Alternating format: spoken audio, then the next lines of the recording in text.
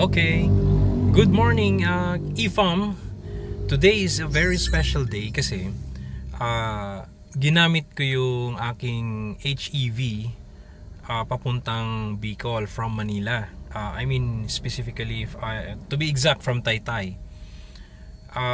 Papunta doon, dinaan ko siya sa backdoor, meaning yung dun sa mga Lumban,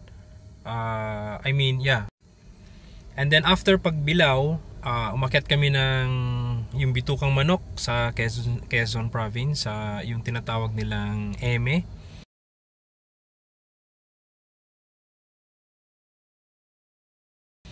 And then dumiretso pa kami ng Daet, doon kami dumaan. Paakyat ng Daet and then hanggang Naga City.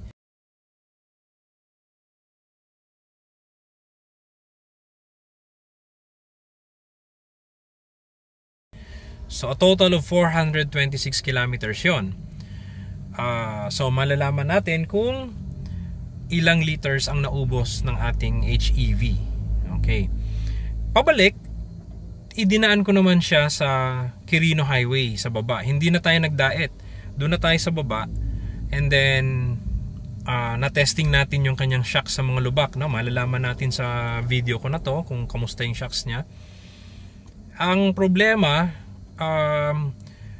ma-traffic sa Calawag. Inabot kami ng 2 oras na standstill doon, madaling araw, from 3 AM to 5 AM kami doon sa Calawag dahil sa mga one way na ginagawa, no? Pero idinaan after Calawag, doon na kami sa SLEX dumaan, so hindi na doon sa backdoor.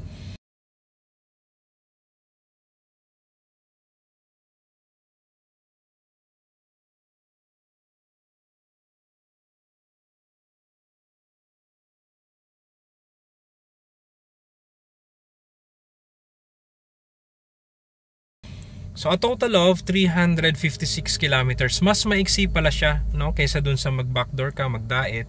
Mas maiksi yung via Quirino and then SLEX and then Bicutan exit and then Taytay. So 356 kilometers. So malalaman natin kung ilan naman yung naubos. Kaya lang hindi na tayo ganun ka-exact ngayon kasi may 2 hours na traffic ngayon. So malalaman natin. Nakapagpagas na ako, I'll reveal it sa inyo kung ilan, no? Nasa car washan lang tayo ngayon. Ito mo, dumi-dumi ng sasakyan. Ayan yung windshield natin, no? Windshield, sobrang dumi yan. Actually, kahit sa labas, no? So, car wash muna tayo, okay?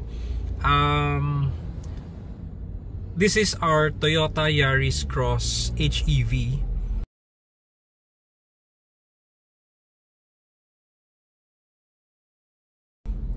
The 2024 model. Because of this Yaris Cross, naisipan ko bumili din ng EV kasi yung EV mode niya tahimik and gusto ko medyo mahaba yung pagkatahimik niya, so bumili ako ng VF5. So nauna ito bago yung VF5. Pero this is the first time na tinakbo ko siya sa long drive, super long drive, Manila to Naga City. Okay, so let's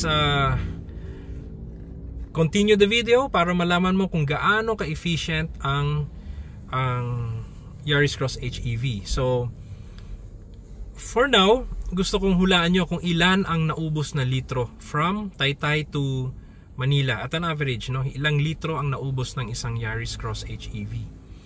So just for comparison, yung aking 3.0 na MUX, tinakbo ko yan, diesel engine yon. Tinakbo ko yan from Manila to Bicol. Inabot ako ng around mga 30 to 35 liters one way. Matipid na siya, no? Yung expander, tinakbo ko din from Manila to Bicol. Umabot din ako ng mas matipid ng konti yung expander, nasa mga 29 to 30 liters. I mean liters na ubos. So itong Yaris Cross, tingnan natin kung mas ano ba siya, o mas matipid ba siya o mas makonsumo, no? So I'm curious to, are you curious to know? Sige, let's continue the video. 500 kilometer range. So we have arrived here in Mabitak, Miguel's Mabitak. Ayan. Lunch break.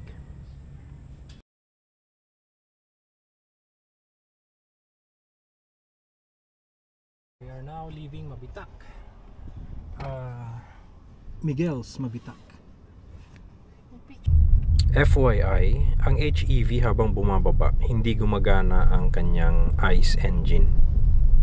Puro battery lang. At habang bumababa, gumagana ang kanyang regenerative braking.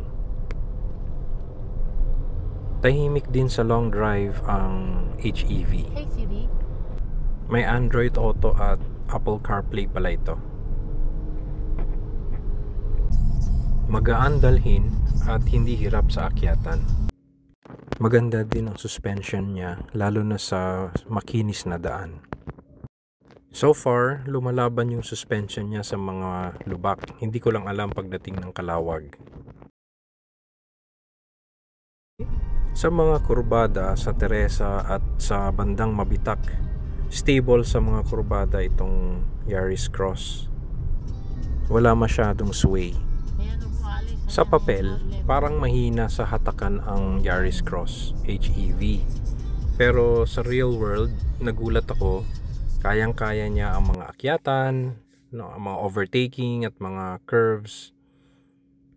Pasado sa akin para sa mga long drives. At higit sa lahat, wala kang range anxiety dito.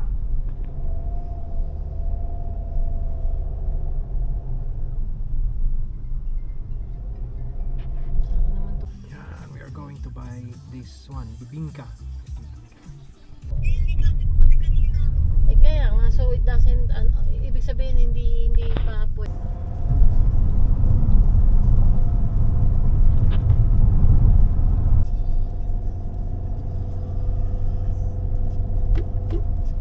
Let the regenerative braking do the work para naman mag-charge siya. Ganda lang parang ang daan.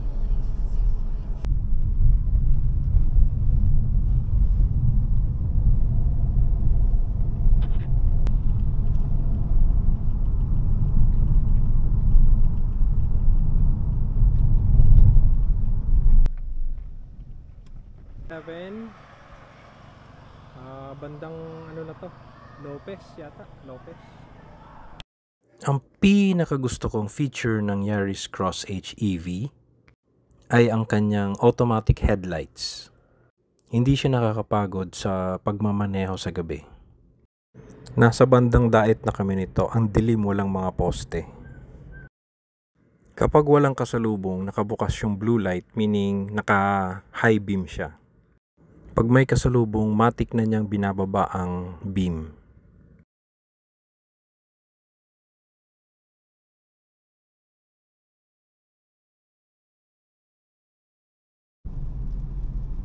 Ganito ang stock headlights niya. Naka-high beam ako dito. Ito ang problema pag naka-dark tint yung windshield. Just arrived Naga City. 429 kilometers. Ayan, 429 kilometers.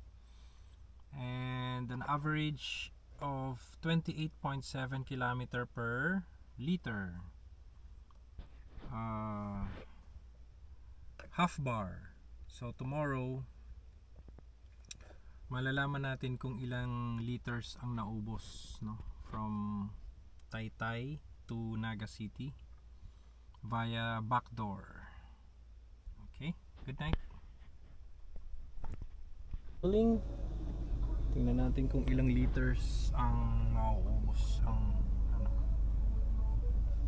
top up.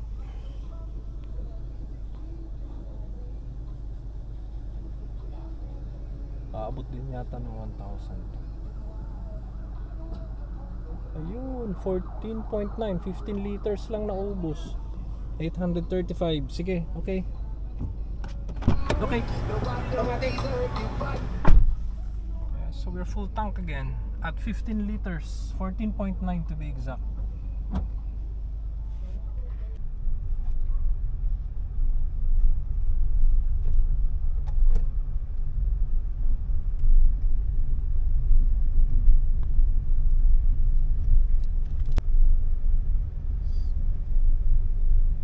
Kasi drone mo, daddy. Hindi na lang.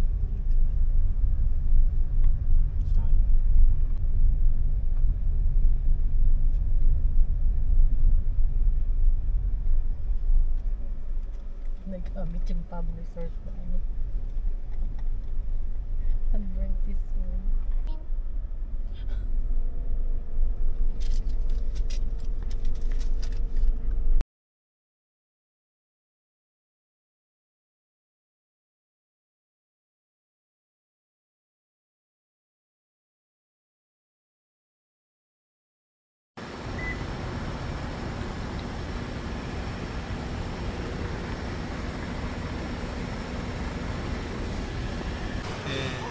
Let me see.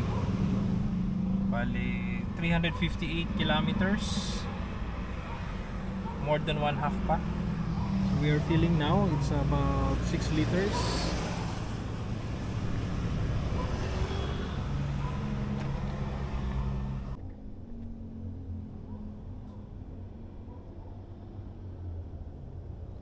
Manila to Bicol is 14 liters.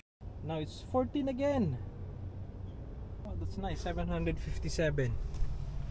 Okay, we're good. It's nice, no? So 14 kilometers, 757 pesos. Ang tipid. Very efficient. There you go, folks. This is the video about the efficiency of the Yaris Cross, no? HEV or hybrid. On my next video, dun ko gagawin siguro yung review nung buong unit or buong vehicle. That's about let me see. Odometer, it's about 15,000. Okay, let me show you. Ayan, so the odometer is about 15,000 kilometers already. Papakita ko sa inyo yung owner's review naman ng Yaris Cross, no? A 15,000 probably, 15,000 review or 1 year and 10 months. 1 year and 10 months. Gawin ko na lang kaya 2 years. Pero sige, let's see. Tatapusin ko lang muna itong video na to about the efficiency of Yaris Cross going from Taytay to Naga City or Bicol. Okay? See you, folks.